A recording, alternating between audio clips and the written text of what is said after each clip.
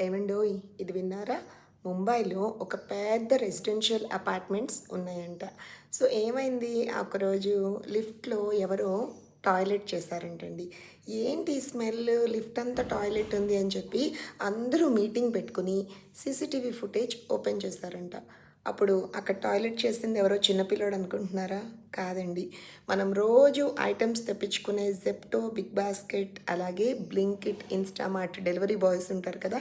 వాళ్ళల్లో బ్లింకిట్ అనే యాప్ నుంచి ఎవరో మరి ఆర్డర్ పెట్టుకుంటే ఆ ఆర్డర్ డెలివర్ చేసిన తర్వాత రిటర్న్ వెళ్ళే టైంలో ఆ డెలివరీ బాయ్ టాయిలెట్ చేసి వెళ్ళిపోయాడంటండి లిఫ్ట్‌లో.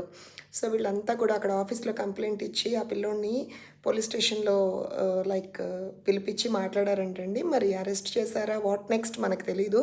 నేను ఈ వీడియో చేస్తున్న మెయిన్ రీజన్ ఏంటంటే దయచేసి జెప్టో డెలివరీ బాయ్స్ కానీ, బిగ్ బాస్కెట్ డెలివరీ బాయ్స్ గానీ మీరు వెళ్ళే పెద్ద పెద్ద కమ్యూనిటీస్‌లో ష్యూర్‌గా వాష్‌రూమ్స్ ఉంటాయి బ్రో. తప్పకుండా వాళ్ళని అడగండి. Of course I understand your pain.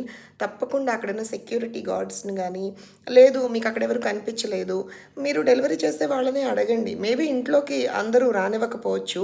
But at least common washrooms for the maids అలా సెపరేట్‌గా ఉంటాయి. మీరు వాటిల్ని వాడుకోవచ్చు. దట్ టు రెయినీ సీజన్ వింటర్స్‌లో ఐ నో ఇబ్బందొస్తుంది. కానీ దయచేసి అలా లిఫ్ట్స్‌లో అలాంటి పబ్లిక్ ప్లేసెస్‌లో చేయమాకండి. మీ అందరి మంచి కోసం చెప్తున్నాను. వీడియో మీకు ఉపయోగపడుతుందని అనుకుంటున్నాను. Thank you.